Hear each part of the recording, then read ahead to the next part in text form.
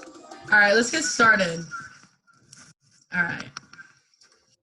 We're just going to introduce ourselves first. Yeah. So my name is Malaysia, right here.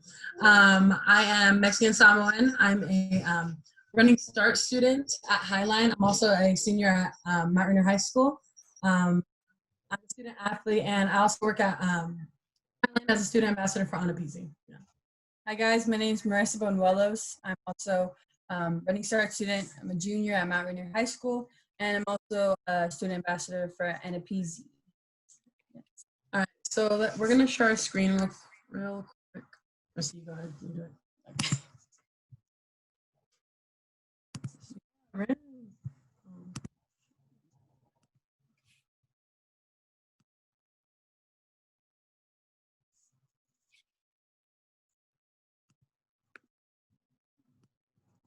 All right.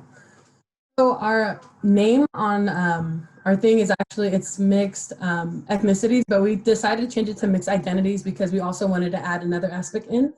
And so we changed the title. So before we start, we just want to acknowledge the land that we're on and that we occupy. So be mindful of where you're at. And we're here in Des Moines, so the Duwamish. And we just want to take 30 seconds of silence to pay our respects to the land that we're on.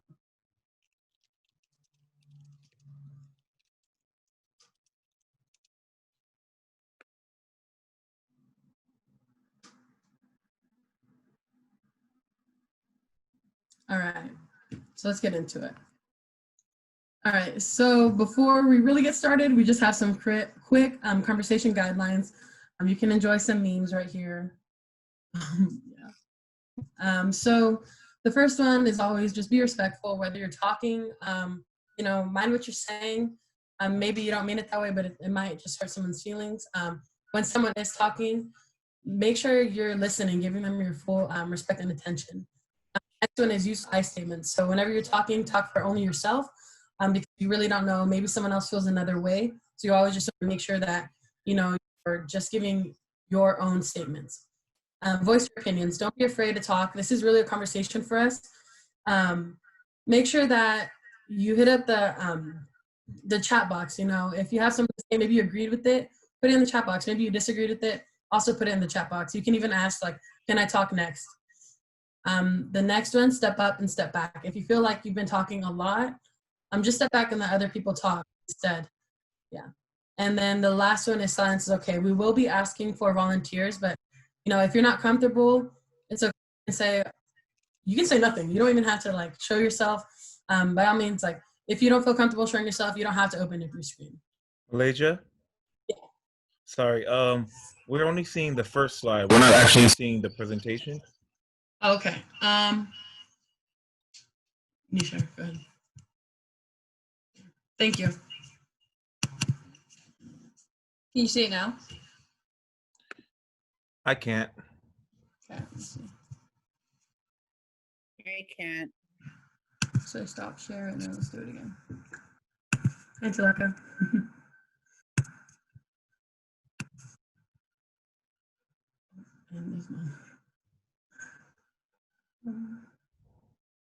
There you go. You can see it? Awesome. Okay, enjoy those memes, guys.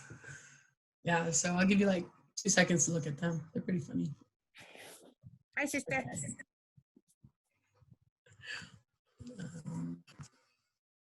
Oh yeah, just 2 other things throughout this thing. Do what you need to do. If you need to go use the bathroom, go use the bathroom. If you're feeling tired, you want to take a nap, go take that nap. Especially if you have a class, feel free to log on or log off. And be your true self. A lot of people have opinions of their own, but never feel like you have to change your opinion just because people feel some type of way, unless you're being mean. All right, so the first question is, what does identity mean to you? And we're just going to ask for 3 people just share out what does identity mean to them. Go ahead and think about it for a few seconds, but you can hit the chat box or you can just speak, open your mic.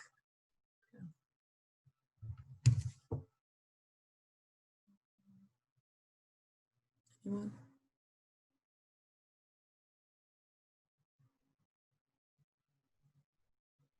So what does identity mean to you?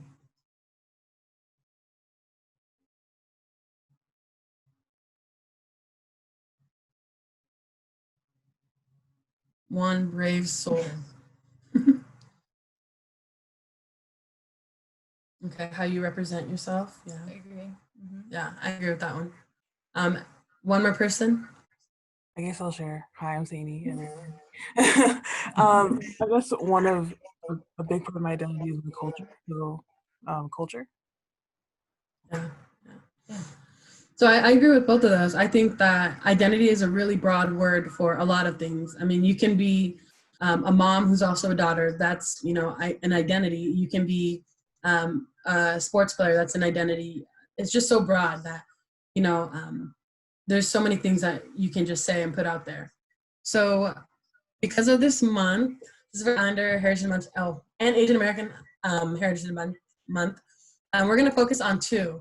So we're going to focus on the first one being mixed ethnicities, and the second one is mixing your own culture in America. And so just to start off, what is mixed? What does that mean? So mixed is a pretty much newer ethnicity category, and it refers to people who are more than one or different races or ethnic background. Some names that we piled together are Afakasi, interracial, biracial, half, or back then when people who were slaves would be most likely raped by their masters, those babies would be called mutts. So that's not a great word. So we're gonna break out into our first breakout session just for 5 minutes. We're gonna share what are two positive things that come with being mixed and what are two challenges. Also select one representative so that we can have someone talking when you guys come back. So I'm just going to repeat the question. So what are two positive things that come from being mixed, and what are two challenges? Yeah. Hey everyone, is everyone back now? Yes, ma'am. All right. So you guys chose your representatives?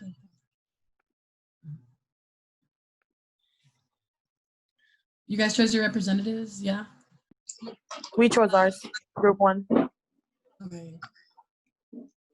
Okay, thank you guys so much for sharing. I know that sometimes you don't want to talk, but if you didn't talk, that's okay. Thank you so much for those who did talk. Can we get one of those representatives to share out? I can go. So our group talked about kind of like this feeling of like part of the joy of being biracial, multi-ethnic based race is like we get the opportunity to learn about all these new cultures and all being able to kind of find the similarities between various cultures. And then one struggle that came up a lot for all of us was just like this feeling of belonging and kind of having to constantly prove that they are enough to be like Samoan enough or Filipino enough or Tongan enough or whatever. There's always that struggle between like how, and then that kind of like translate into how they feel like they belong in a certain community. So that was one big theme that came out, especially when we're talking about our kangakauli. And then if they're also like Samoan as well too and Black, then it's like they don't. And for other multiracial and multi-ethnic group students too, they always have that like not speaking the language and then therefore not understanding a lot of like some of the cultural norms and then feel a bit ostracized because they don't have a lot of that knowledge, especially if you are also born and raised here in the US too.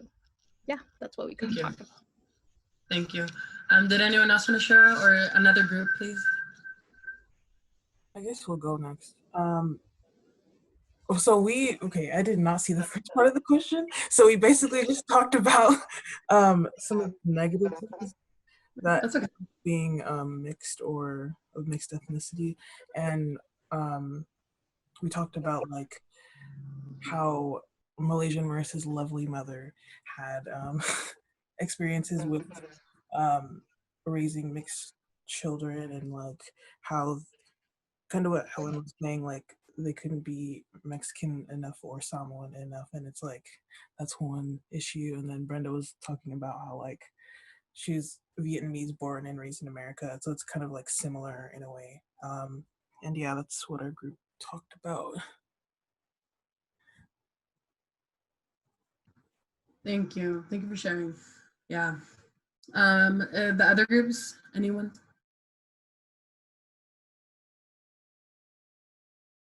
Any other representative?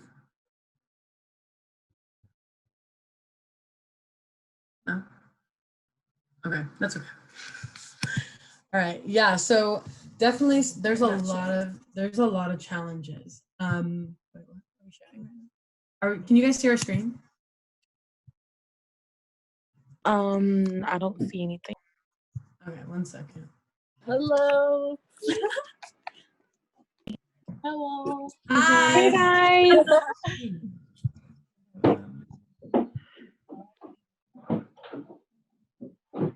Oh, my bad.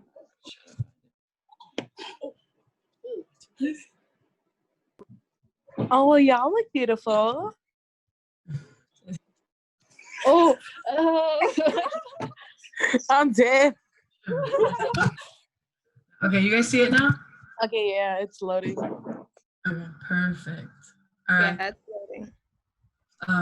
Just let me know when you guys see it. It's good? Yes, ma'am. Okay, thank you. All right, so yeah, definitely those challenges are very real.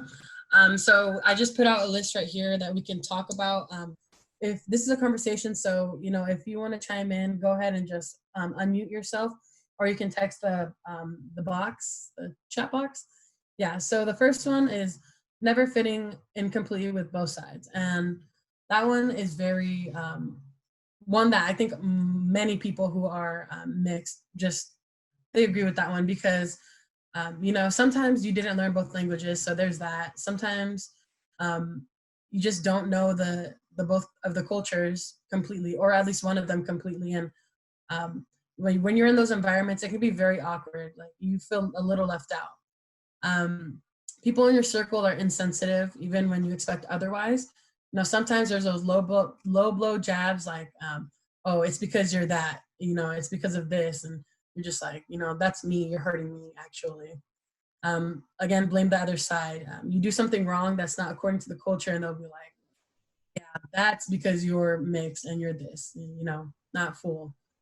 Feeling left out and awkward. You get the whitewash card a lot sometimes, you know, especially if you didn't learn that one culture and you go in, they're like, oh, you're whitewashed, and you're like, I'm learning, I'm not whitewashed, I'm just learning, you know. And then the select one ethnicity is definitely one that I struggle with a lot. It's like, which one do I choose? Like, am I gonna just pick one just because of like, you know, just because I like this culture more than the other? And it makes you like, you know, think. And I've actually spent some time sometimes on like just a check one ethnicity box. I'm just like, oh, like I don't want to offend either parent or either culture, you know.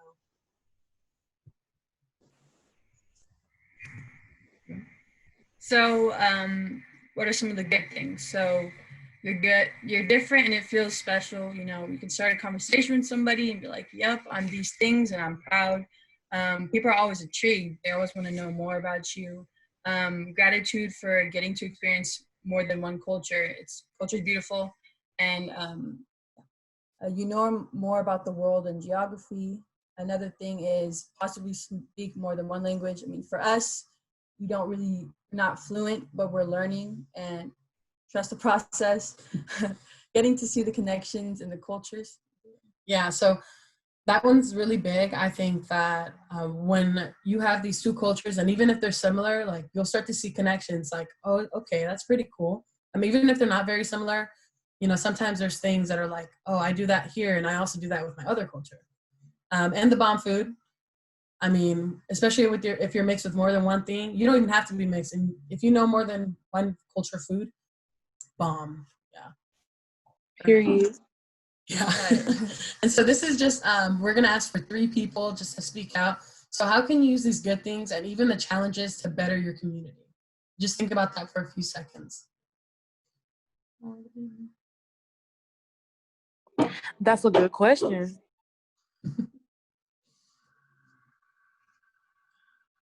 Did you say we're gonna do breakout rooms now? No, this is just a conversation for everyone. Just chime in if you'd like. Okay. Would anyone like to chime in?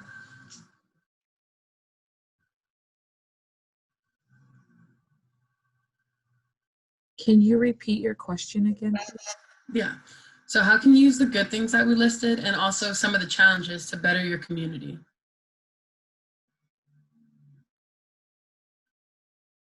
I think it's just being vocal about your issues and then kind of like get people to realize that, you know, that we struggle with this thing and that it can help other people to, I don't know, somehow, I don't know, like so you can have an ally, I guess.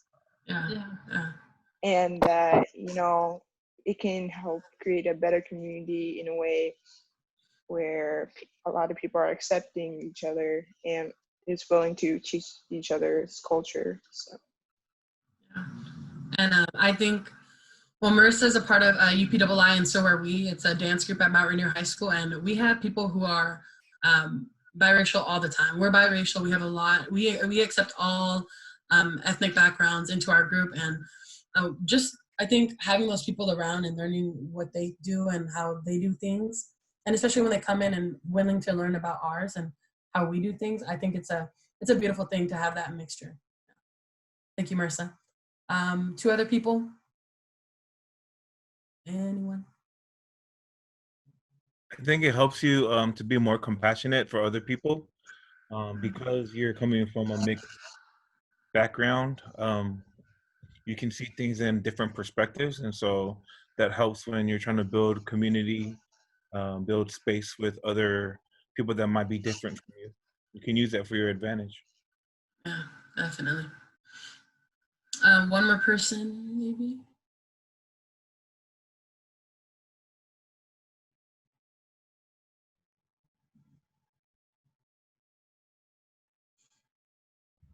I think just to go off of like what Lupe had said too is like we can use our like this kind of like this open-mindedness and this like really understanding lens that in which we see the world to also bring to light other issues that are affecting our communities or and how to be like effective allies too. I think me being advocacy has really helped me see like that understand like the struggles, and then also I have a very mixed race child too, so understanding this idea of like intersectionality of like how what it means to be to raise a daughter who is Black, Samoan, Filipino, and Lao, and like having all those identities and being able to kind of know that I have to support like Black Lives Matter, not only just because it's the right thing to do, but it's also because there are Samoan and Black Samoan and Black people in our communities, and that affects their rights, and so we have to support them too. And I have to support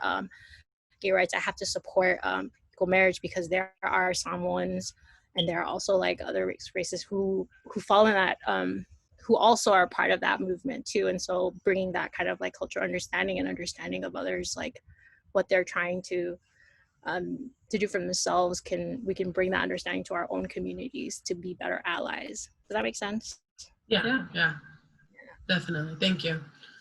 Yeah, and so as we can see, there's a lot of like challenges. There's a lot of positivity things that go on with being biracial or mixed. And a lot of times, like people think like, oh, like they see you on the street and they're like, what are you? What are you? And you're like, oh, like, thanks for acknowledging that I'm actually mixed, you know, this and this. And they're like, wow, so cool. But what they don't see is that, you know, sometimes there's a lot of hardship. There's a lot of like, I don't fit in. I don't feel welcomed, you know, in a lot of communities, there are some people that are not as welcoming, you know, but I think that, you know, with what we're saying and even this conversation, like we're opening the doors, we're opening the gates to all coming together, because at the end, we're all people. So, you know, culture, everything, it's good, but people come first, like, you know, yeah. All right. So moving on to the next, our second point. Go ahead. So being American, for most of us, it was our parents, grandparents that came to America for a better opportunity for healthcare or education. So I just want to take this time to ask you, what does it mean for you to being American? Anyone can volunteer for this, please.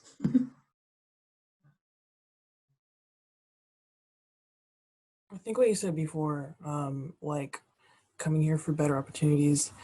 I know a lot of immigrant families who like moved here because just to have a better life. And yeah, that's all I can think of right now. Thank you. Yeah. Thanks, Amy. Thank you. Anyone else?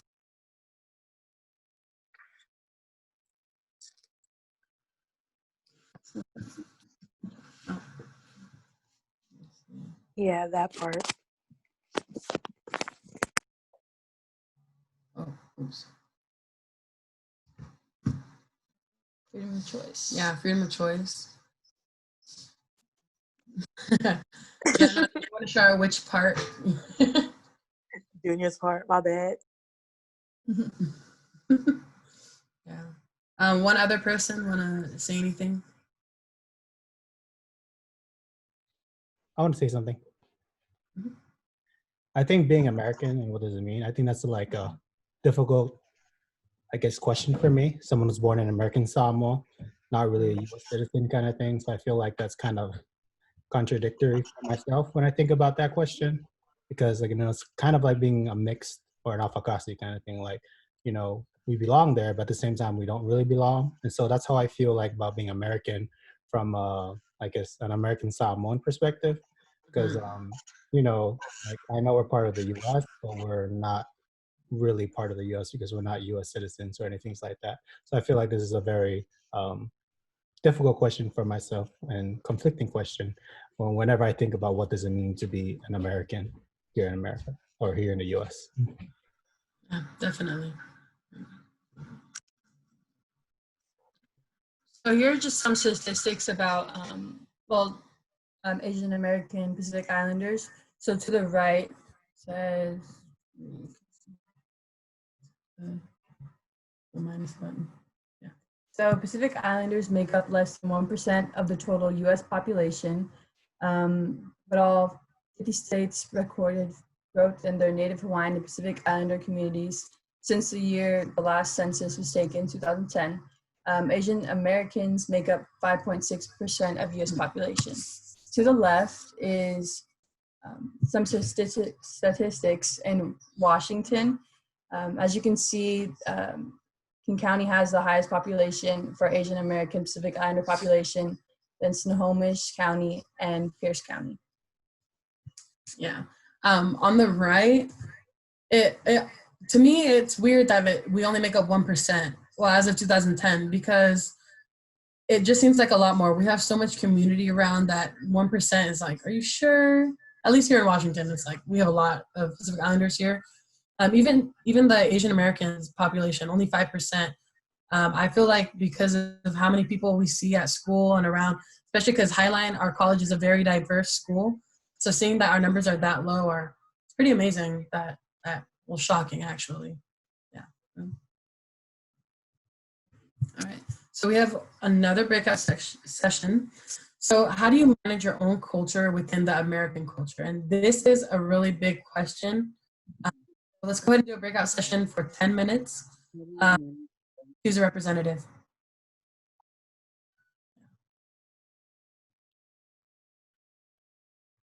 How do you manage your own culture within the